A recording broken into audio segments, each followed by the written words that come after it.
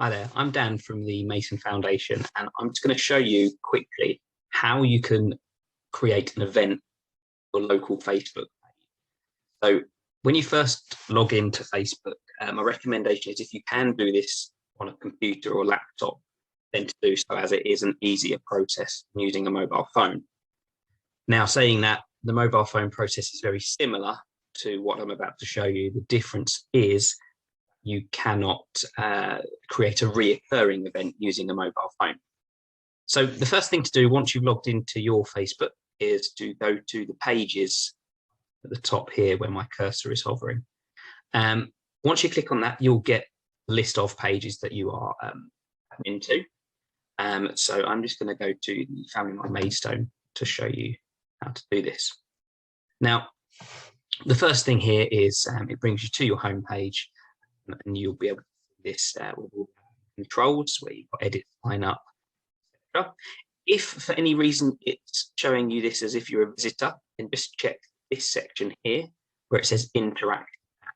And you can change that from your personal profile to make sure you're interacting as the Family My Maidstone, Thanet, maybe. Once you've reached this section, as you can see, you've got create post, and then below that you have create and event. Just going to click on the event button. It's then going to give the option whether that's an online event or an in-person event. Our walks in-person events. Now, the center of the screen now, the main section, this is actually just a demo of what, a preview of what the screen's going to look like once the event's been created. Everywhere that you need to put the information in on the left-hand side here.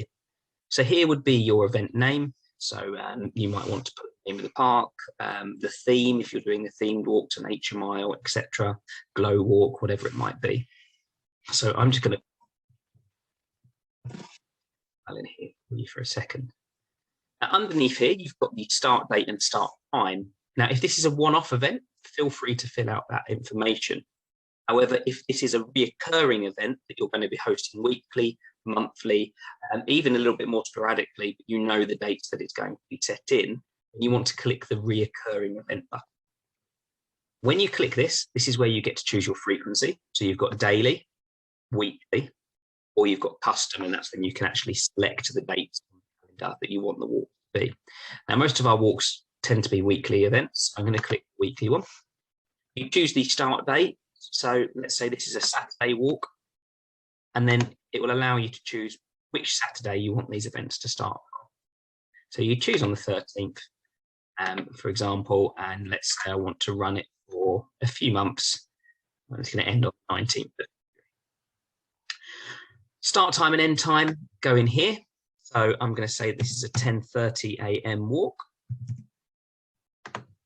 And then I always set the walks roughly to finish about an hour after they begin. Once you've filled in those dates, they're all in there. Now, you can just save that, and that'll save all of those dates in for you. However, if you know of a few dates where you're going to be away on holiday or it's term time, etc., and you want to take those out, you can click this Customize button. This then brings up all of the dates that are, which are now highlighted in blue, and you can see them here. If I wanted to simply remove Saturday, the 20th of November, because I know I'm on holiday, simply click the delete button on the Saturday, and it disappears from the calendar. Do that with as many as you like. Once you've done that, you simply click the done button, and it's now got 14 dates and 14 times all set in, ready. The event is public, so that means everybody can see it. Here is where you put your description of your event. Now, in the description, it's always important to say things along the lines of that it's free, obviously who to look out for, ambassadors wearing a purple uniform, also to put in there the walk and the terrain. So is it suitable for wheelchairs, pushchairs? Is it paved? Is it off the footpath? If it's an adventure mile or a nature mile, you know, are you leaving the track? All these sorts of things are really important. This is almost your first section where you can tick off your risk assessment. You've promoted it to the right groups of people to help ensure that you don't get people turning up to the walk would not be suitable. So put in your description here where your meet point is, start time, etc.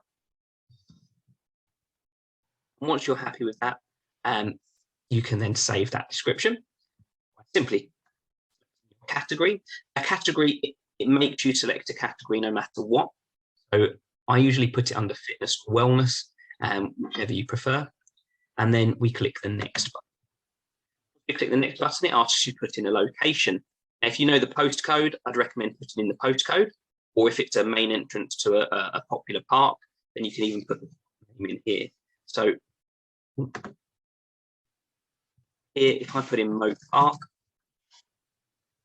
that's Moat Park Maidstone, and we simply put that there. Otherwise, we can just put in a postcode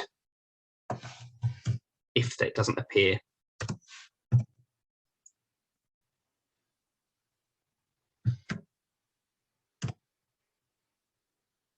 And then you select.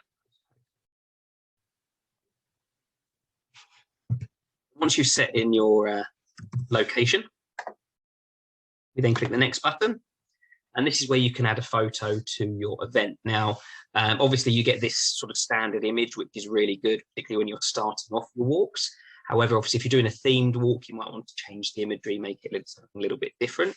Now you can obviously create your own backgrounds to go in here. You can use photos you've taken from previous events, etc. Or if you'd like some imagery, then don't hesitate. If you do want to change the image in there, you simply click the delete button. Choose to upload a different photo.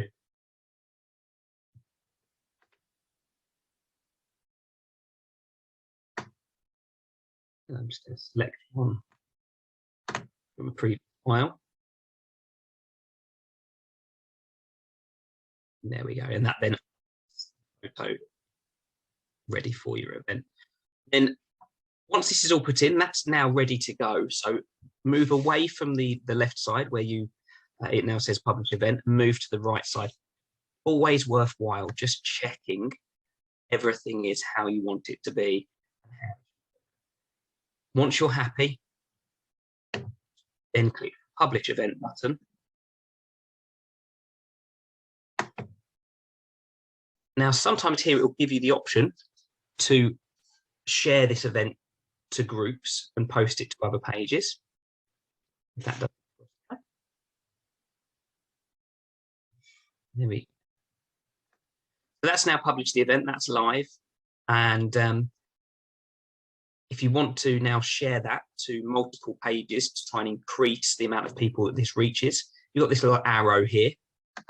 Click there. And you can click share to a group. And then we have a list of groups that Family Mile Maidstone is a part of. So obviously, if you want to reach out to a number of people in Maidstone, click the Maidstone, and that will allow you to share it to that group. And you can add a description before you share it to that group. You can share it within the Mason Mile community, and all the different your locality area has become a part of. So once you've done that, that then reaches lots of people, and hopefully get milers turning up to your events.